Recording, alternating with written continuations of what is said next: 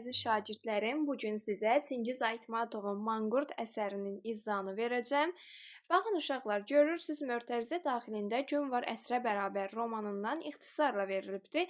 Yəni Manqurtla Gün var əsrə bərabər əsərləri arasında oxşarlıq var. Ana beyit qəbirstanlığının öz tarixi vardır. İlk olaraq rəvayət belə başlanır ki, bu yerləri zəbt eləyən jajuanlar əsir tutduqları düşmən əsgərləri ilə çox amansız rəftar eləyirdilər.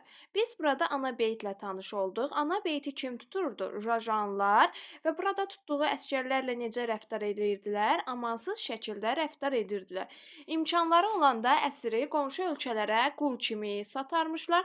Bu da əsir üçün xoşbəxtlik hesab olunurmuş. Baxın uşaqlar, deməli jajuanlar tutduqları əsirləri iki məqsədlə istifadə edərdilər.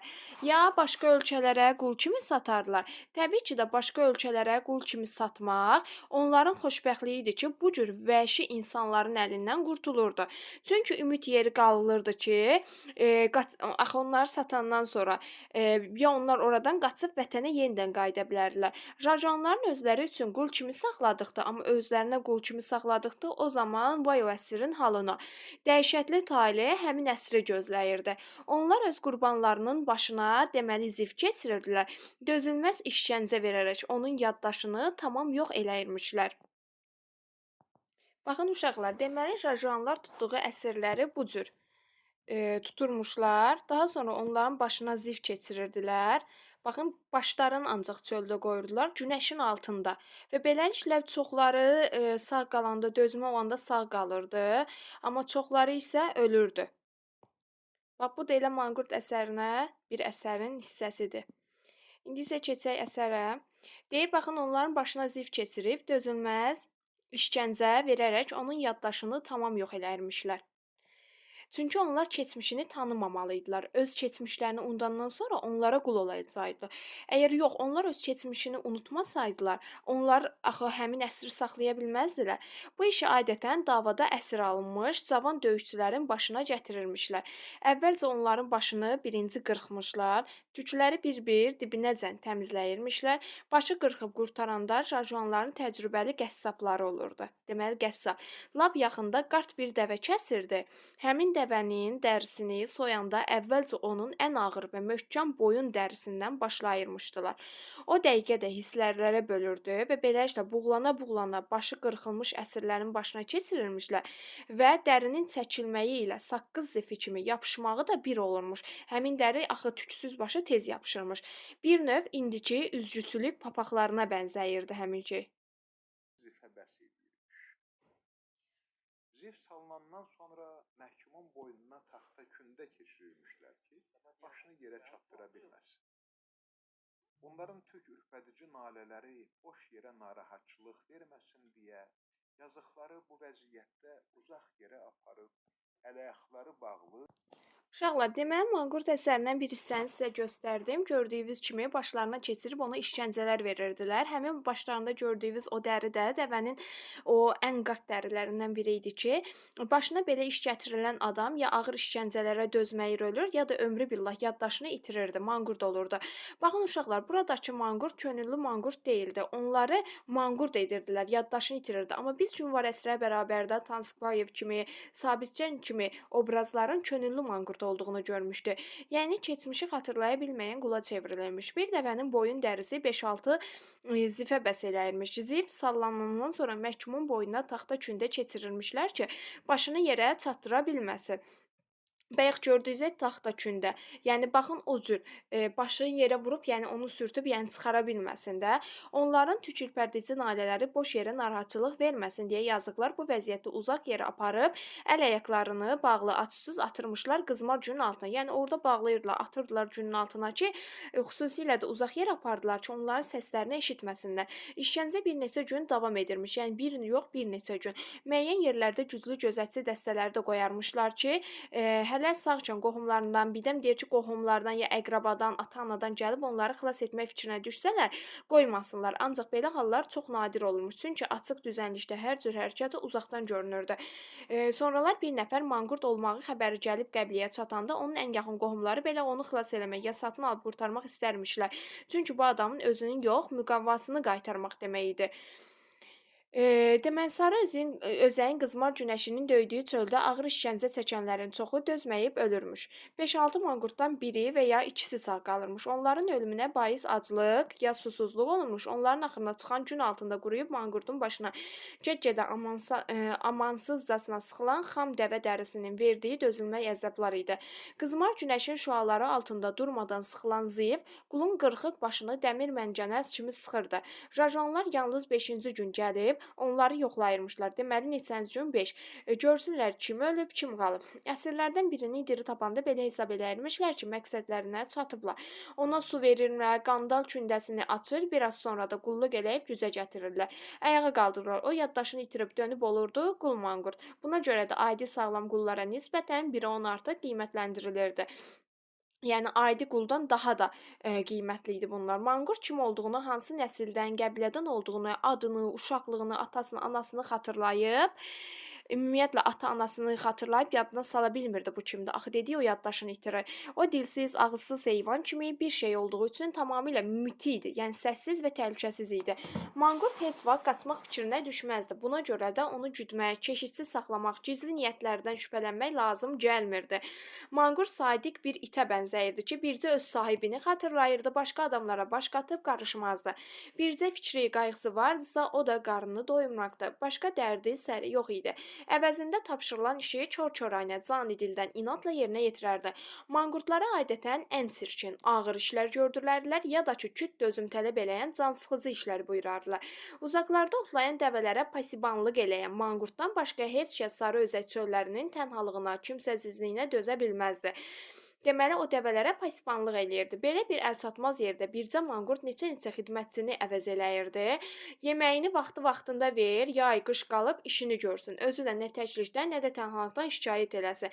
Ümumiyyətlə, manqurt nə şikayət eləyəcəkdi, amma hər şeydə görəcəkdi. Sahibinin əmri manqurt üçün hər şeydən artıqdır. Yeməkdən bir də çöldə soyuqdan donmamaq üçün köhnə, nimdaş paltardan başqa bir şey istəmirdi. Deməli, manqurtun iki istəyi vardı: yemək və bir palto soyuqdan qorunmaq üçün. Bu əhvalat o dövrlərə aiddir ki, Rajanların uzun müddət sarı özək çöllərində zəbt eləyib ərazilərini genişləndirmək, qul ələ keçirmək üçün qovğalar aparırdılar. Günlərin birində Nayman torpaqlarına karvanlar mal gətirən sövdəgərlər çay məclisində söhbət vaxtı danışırlar ki, çöllükdə böyük bir dəvə sürüsünü güdən cavan bir pasiban görüblər.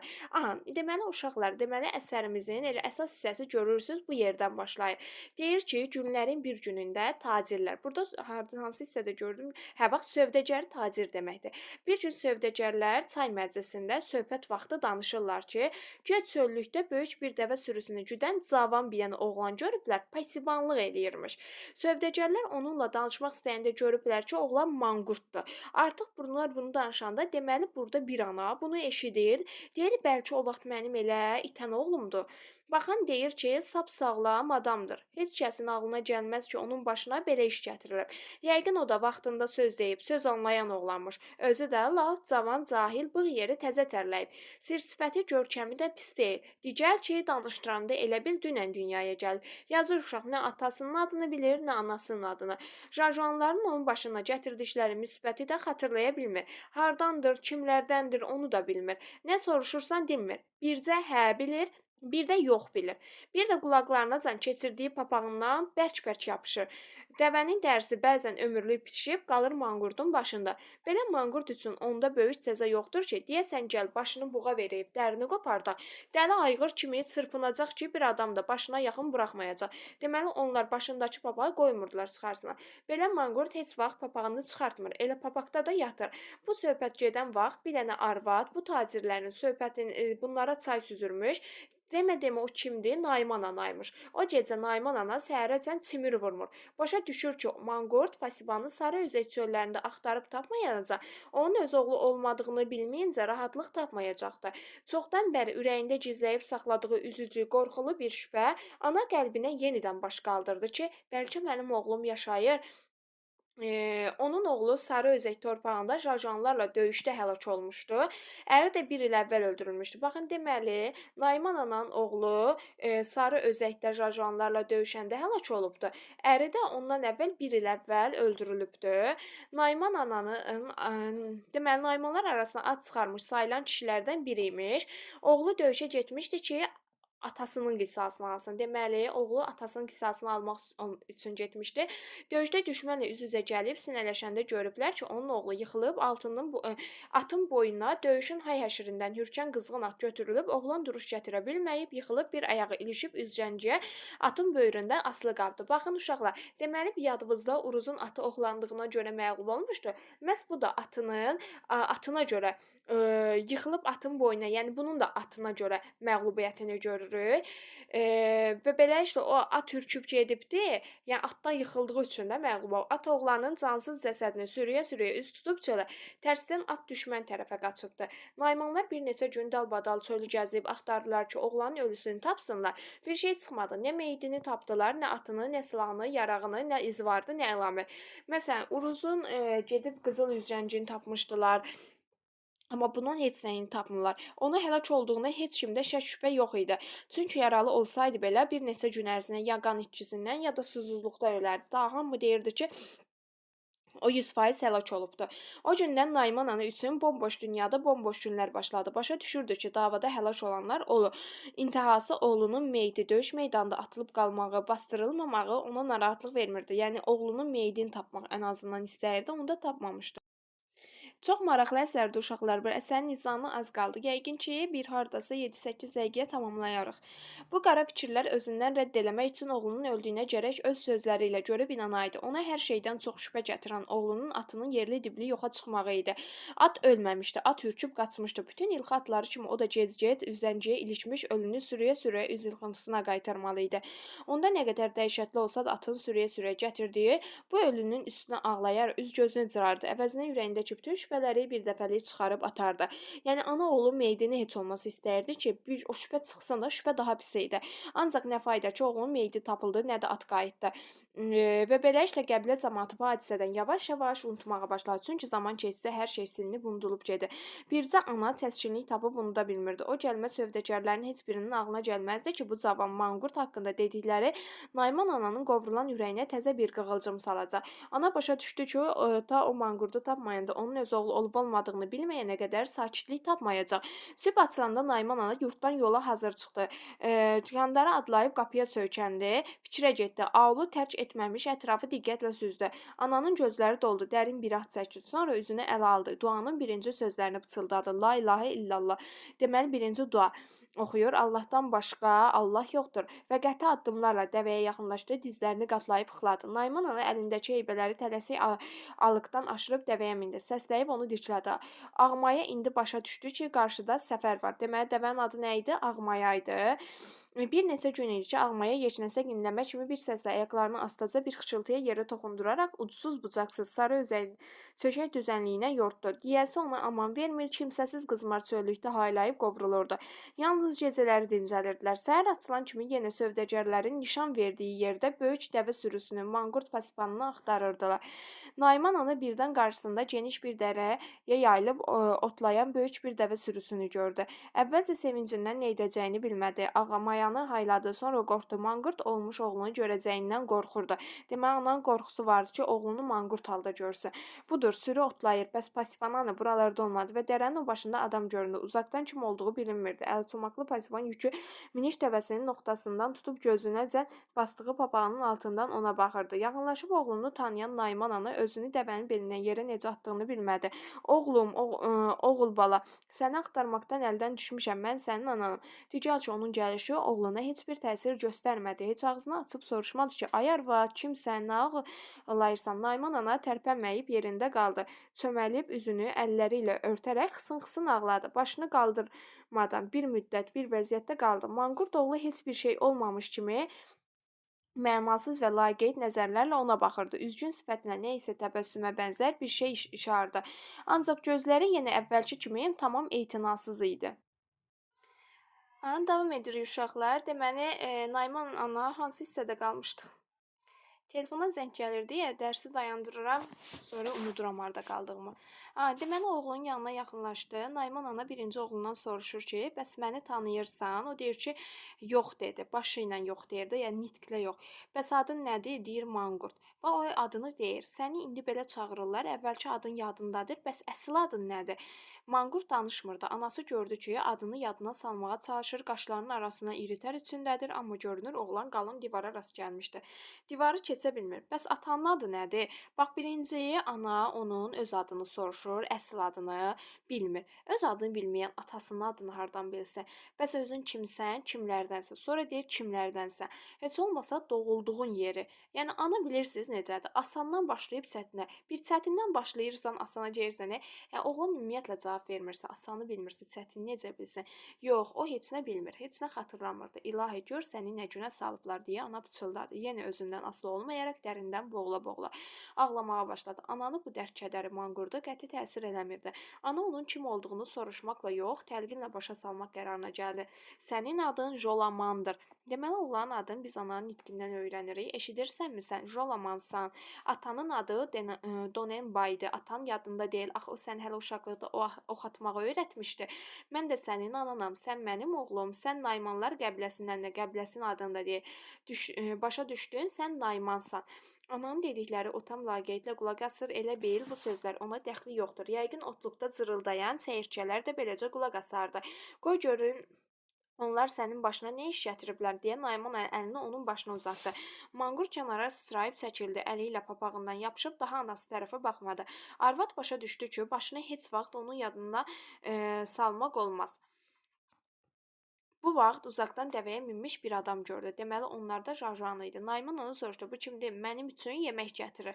Nayman ana təşvişə düşdü. Bu Jajuanı onu görməmiş tez çəkilib gizlənməlidir. O tez dəvəsini xıxlayıb minə-minə oğluna xəbərdarlıq elədi. "Ona heç nə demə.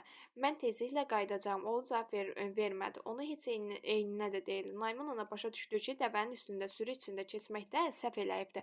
Nayman anan özü bildi ki, sürünün içində keçməkdə səhv eləyibdi, görüblər. Gərək otlayan dəvələrin arası ilə gizlənə-gizlənə piyada keçsəydi. Nayman ana otlaq yerindən xeyli uzaqlaşandan sonra qıraqlarını yoxuşan basmış dərin bir dərəyə girdi. Burada dəvəni dərənin dibində çöküzdürüb yerə düşdü. Daha ağmayanı qalxmağa qoymadı. Gizlənib baxmağa başladı. Jajan onu görmüşdü. Birazdan o dəvəsini yortma sürə-sürə gəlib çatdı. Nizə və oxla silahlanmışdı. Kəstirə bilmirdi ki, dəvəni hara sürsün. Əvvəlcə bir tərəfə sürdü, sonra başqa səmtə. Axırıncı lap dərənin yanına keçir. Jajan dəvəni biraz da o yan bu yana səyirdəndən sonra geriyə sürüyə tərəf qayıtdı. Axşam düşdü, gün batsa da hələ göyün şəfqəti çəkilməmişdi. Sonra hava birdən qaraldı. Ətrafa qaranlıq gecə bürüdü. Nayman ana o gecə oğlunun olduğu yaxın yerdəki çöllükdən keçirdi. Oğlunun yanına qayıtmağa ürək eləmirdi, qorxurdu. Bax, ana ürək eləmirdi. Jajuan gecəni sürünün yanında qala və o gecə qəti qərara gəldi ki, oğlunu xilas eləsin, çalışıb özü ilə aparsın. Manqurt olsun qoy, heç nə başa düşməsin, tək öz adamlarının arasında qalsın. Ana ürəyi belə deyirdi. Başqalarının dözüb barışdığı vəziyyətə o dözə bilmirdi. O rəva bilmirdi ki, qanı qanından olan doğma oğlu qul qalsın. Kim bilir, bəlkə də doğma yerləri görəndən sonra ağlı öz yerinə gələcək, uşaqlıq illərinin yadına düşəcək. Səhəri Nayman ana yenə mayaya süvar oldu. Heç kəsin olmadığını yəqin eləyəndən sonra oğlunu səslədi. Jolaman, Jolaman, salam. Oğul dönüb baxanda ana sevincindən içini çəkdi. Ancaq elə o dəqiqə başa düşdü ki, oğlu elə belə səsə dönübdü. Nayman ana yenə də çalışdı ki, oğlunun yaddaşını dirilsin. Adını yadına sal, tap gör adın nədir deyə yalvarıb onu qandırmaq istəyirdi. Bilirsənmi, məgər atan Donenbaydır. Sənin adın Manqurt deyil, Jolamandır. Adını onun üçün belə qoymuşuq ki, sən Naymanların böyük köçü vaxtı yolda doğulmusan. Sən anadan onda biz 3 gün köçü saxlayıb dayandıq. 3 gün toy, bayram elədik.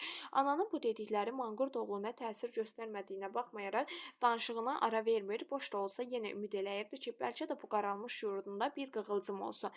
Nə fayda, arvad qıfıllı bir qapını döyəclərdi. Ana yenə də öz dediyini deyirdi. Adını yadına sal, atanın adı Donenbaydı. Sonra o götürdüyü ehtiyatdan onu yedirdi, biçirdi. Oğlunu doyuzdurandan sonra ona laylay deməyə başladı. Uşaqlar, yadınızdadır, gün var əsrə bərabərdə də deməli, orada axırda bir çalağan quşu var idi. Göydə Donenbay idi, Donenbay deyirdi. Baxın o hissədir. Nayman ana əfsanəsi orada canlandırılıbdı. Layla onun Yedicey obrazın gözündə görünürdü də. Layla onun çox xoşuna gəldi. Arvadın Laylası onun ürəyinə yayılırdı. Uşaqlar görürsüz, burada Layla şifahi xalq ədəbiyyatından olan Layla var idi ki, və Laylanı çox bəyənirdi. Ümumiyyətlə Laylası ilə bizi isidən deyən bir də vardı ki, mən bizim anaları günəşlə tən tuturam. Orada da Laylanın adı çəkilmişdi. Arvadın Laylası onun ürəyinə yayılırdı. Xoşluqla qulaq asırdı. Onun gündən qaralıb çotlaşmış donluq sifətinə nə isə canlı ilıq bir halət əmələ gəlmişdi. Bunu görən ana onu inandırmağa çalışırdı ki, bu yerləri tərk eləyib ona qoşulsun, öz yerlərinə qayıtsın. Jajanlardan bir dəfəlik canını qurtarsın. Manqurt ağlını vura bilmirdi ki, necə durub getsin, bəs sürü nə olsun? Yox, ağası deyib ki, sürünü gözdən qoymasın. Yenə də Nayman ana pozulmuş yaddaşını oğbaqlı qapısını təkrar-təkrar döyəcləməyə başladı. Yadına sal, kimsən, adın nədir, sənin atan Donenbaydı. Ananın başı elə qarışmışdı ki, axşam necə düşdüyünü hiss eləməmişdi. O vaxt ayılıb gördü ki, Jajon dəvə üstündə sürünün o başına yaxınlaşır. Nayman ana fürsəti itirməyib tez Ağmayaya mindi və uzaqlaşdı. Ancaq o biri tərəfdən bir Jajon çıxıb onun yolunu kəsmək istədi. Ayaqdan yüngül Ağmaya onun vaxtını aradan çıxartdı. Jajonlar dalda qalıb çığıra-bağıra nizələrini oynadaraq onu qovmağa başladılar. Ağmaya yel kimi qanadlanıb Naymanı ananın onun xəbəri olmadı ki, əlləri boşa çıxan Jajonlar ürəklərini soyutmaq üçün yazıq manqurtu o ki var döydülər. Deməli, manqurt burada döyülür ananın ikinci gəlişindən sonra. Ancaq ondan nə gözləmək olardı? Elə deyib dururdu. Deyirdi, mənim anamdır. Yəni, deyir, mənim anamdır. Anan zadın deyil, sənin anan yoxdur. Heç bilirsən, niyə gəlib? Bilirsən, istəyir ki, papağını çıxarıb, başını buğa versin. Aldadırlar da. Onlar yazı manqurtun canına qorxu salmağa çalışırdılar. Manqurt bu sözləri eşidəndə qaralmış sifəti bomboz oldu. O boynu qısıb papağını bərk-bərk yapışaraq tələyə düşmüş heyvan kimi yan yönəlsən baxmağa başladı. Jajon ona oxyay verib dedi, qorxma, al bunu, nişanla görüm.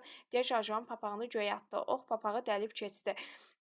Birinci papağı atır, oxla papağı keçir. Dedik ki, baxın, bu Jelaman hardan öyrənmişdi ox atmağı? Anasının dediyinə görə bu atasından öyrənmişdi ox atmağı. Deməli, atası buna öyrətmişdi ox atmağı. Birinci papağı nişan alır, vurur. Təəccübə, əlinin yaddaşı hələ də qalır. Deməli, başın yaddaşı getdəsə, əl yaddaşı qalır. Nayman ana yuvasından hürküdülmüş quş kimi düzdə vurxunur, özünə yer tapa bilmirdi, neyləsin, nə gözləsin. Toran qarışdı, gecə azman sarı özək çölləri üzərində çökürdü. Ağmaya öz sahibəsinin yüngül sərbəst bir yerişlə böyük dəvə sürüsünə tərəf apardı.